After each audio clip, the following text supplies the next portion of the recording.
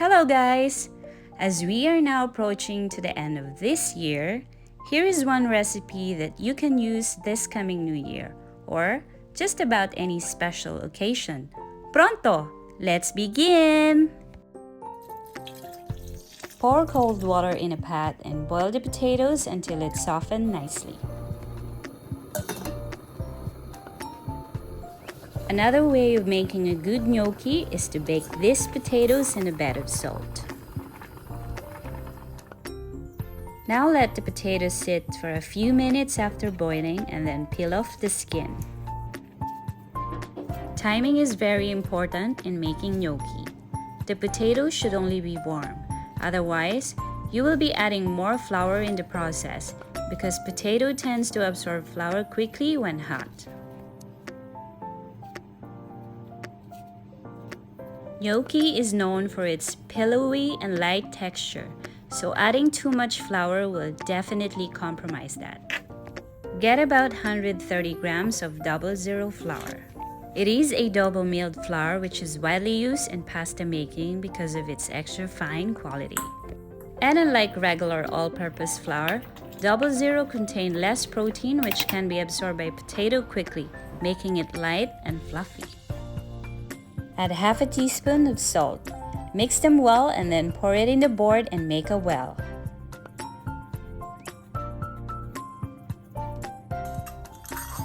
It is best to use potato ricer when mashing the potatoes for this process to give our gnocchi a smooth and velvety feel.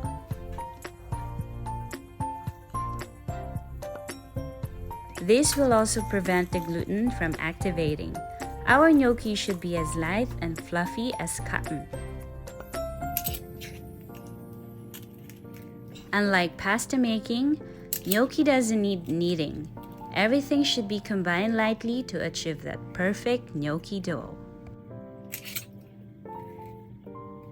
All-purpose flour is high in protein, which can result in a chewy and sticky gnocchi, which is a big no-no. Make a well in the middle of our potato and flour mixture. In this recipe, I used 1 egg and 1 yolk, which made my dough a bit wet. So if you're making this recipe, I would suggest you to stick to 2 yolks only. Now mix everything up, but do it ever so slightly. And most important of all, do not knead a dough. Constantly roll the dough to gather all the remaining bits from the board. Feel free to add some flour when needed. Touch and feel is crucial in determining if the dough is ready.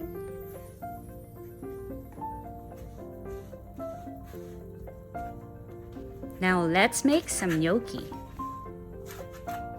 Cut the dough in half and sprinkle semolina flour generously in the board. Semolina has a coarse texture which is perfect to prevent gnocchi from sticking together. Roll the dough into a small log and then cut them into half or an inch thick depending on how big you want your gnocchi to be. You can form the cut dough into round to get that perfectly gnocchi shape once rolled down in the gnocchi board. Or you can have it rustic looking exactly as shown in this video. This should be done as quickly as possible to prevent the dough from drying out.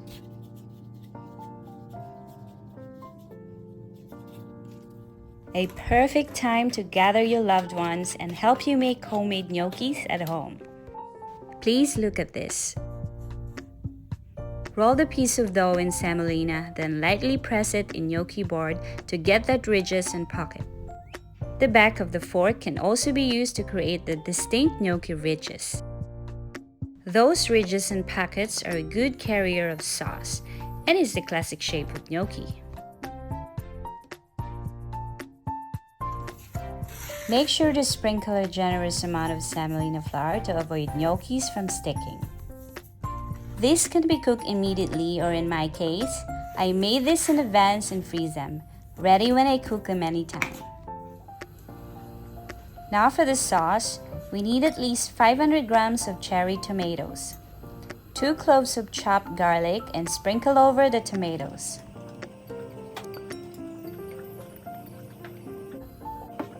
Season with a pinch of salt and a good crack of pepper. And lastly, drizzle a good glug of extra virgin olive oil. Mix everything to make sure every single tomatoes are seasoned well. Then roast it in the oven for 20 to 30 minutes at 180 degrees. This is how it should look after roasting. Now set it aside for later. Now let's prepare the rest of the ingredients. We need about 5 pieces of anchovies, 2 dried chilies, and a clove of garlic. Crush the garlic and mince it, followed by 2 dried chilies. There's no need to cut them thinly, so wrap chop would be fine. You will know why later. Do the same with anchovies. Just few of this tiny fermented fish will definitely elevate the flavor of any pasta dishes. It gives any dish a lovely umami taste that will surely leave you asking for more.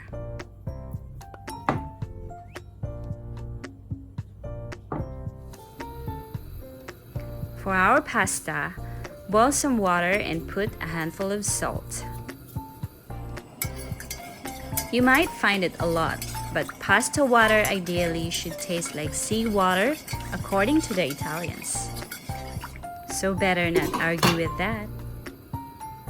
While we wait for the pasta water to boil, let's now make the marinara sauce, starting with 3 tablespoons of extra virgin olive oil, garlic, dried chilies, and anchovies.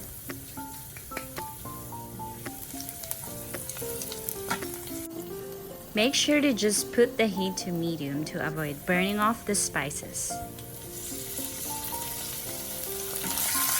These alone will fill your kitchen with lovely aroma.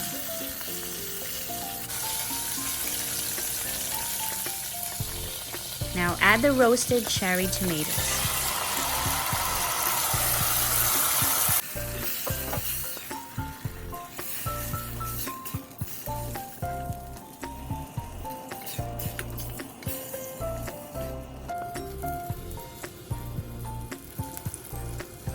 Now add a can of good quality whole peeled Italian tomatoes.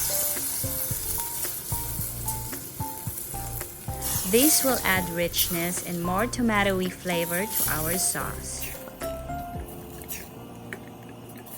Mix everything well and mash up the whole tomatoes using the spatula.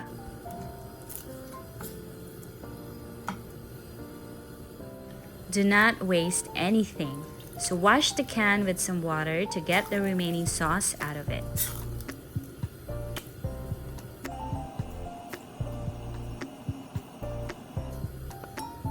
At this point, season the sauce with a pinch of salt and a teaspoon of sugar to balance out the sauce.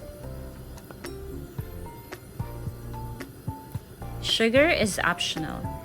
You can ditch it if you like a bit of tartness in your sauce. Let it simmer for a couple of minutes to really tie the flavor of the ingredients together.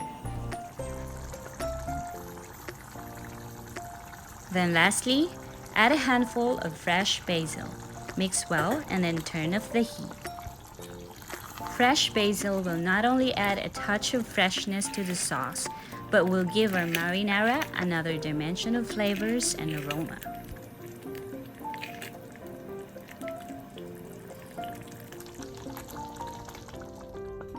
Let the sauce cool down a bit. This sauce is actually good enough to mix with any pasta. Just look at all those lovely ingredients that we put in. It surely is bellissimo. Now get the stick blender and start using up the sauce to thoroughly blend it.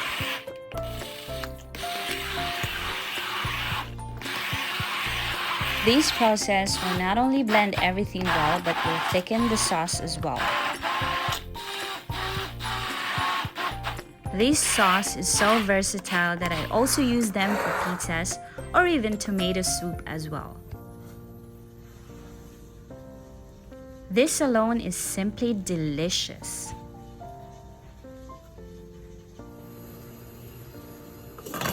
Now that our water is boiling, it's time to boil our pre-made frozen gnocchi.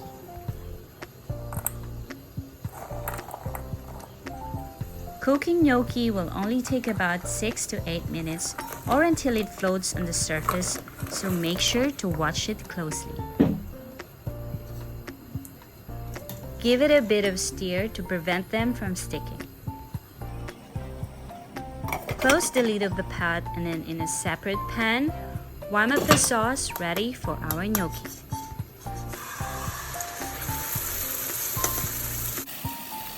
Heat up the sauce over a medium heat and constantly stir it to avoid burning the bottom part. After a few minutes, some of the gnocchis are ready. Our sauce has reduced a little bit as well. Scoops out the cooked gnocchis, drained, and transfer them in the marinara sauce.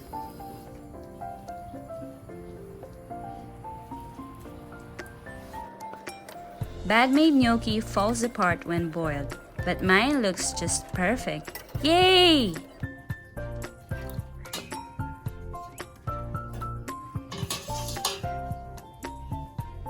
At this point, gently mix the gnocchi in the sauce and just let it soak up all that delicious sauce.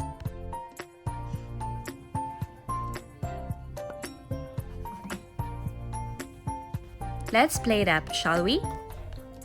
Look at how well that sauce coats our potato gnocchis. I can now imagine how soft and fluffy this gnocchi dish would be. Grate some Parmesan Reggiano generously on top of it.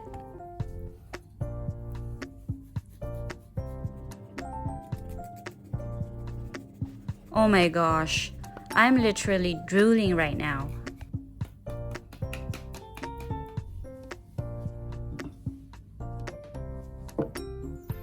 Okay, to make our presentation even more chefy, garnish it with some basil tops.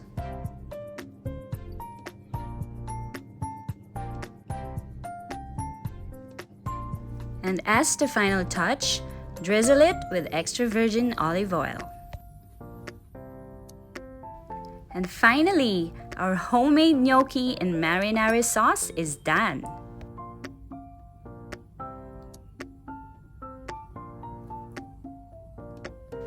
I say good job, the Acoustic chef.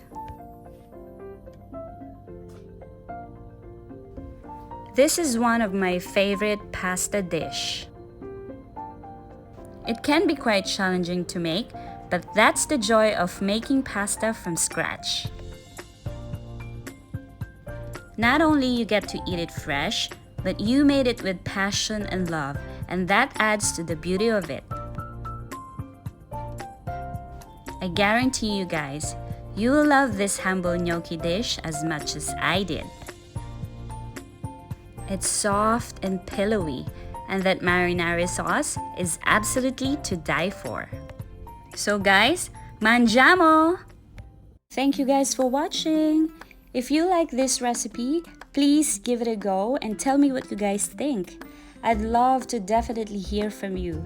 And if you haven't subscribed yet, please do not forget to subscribe and click on the notification bell to keep you updated from all the latest videos in this channel. Once again, this has been your Acoustic Chef. See you guys soon. Ciao!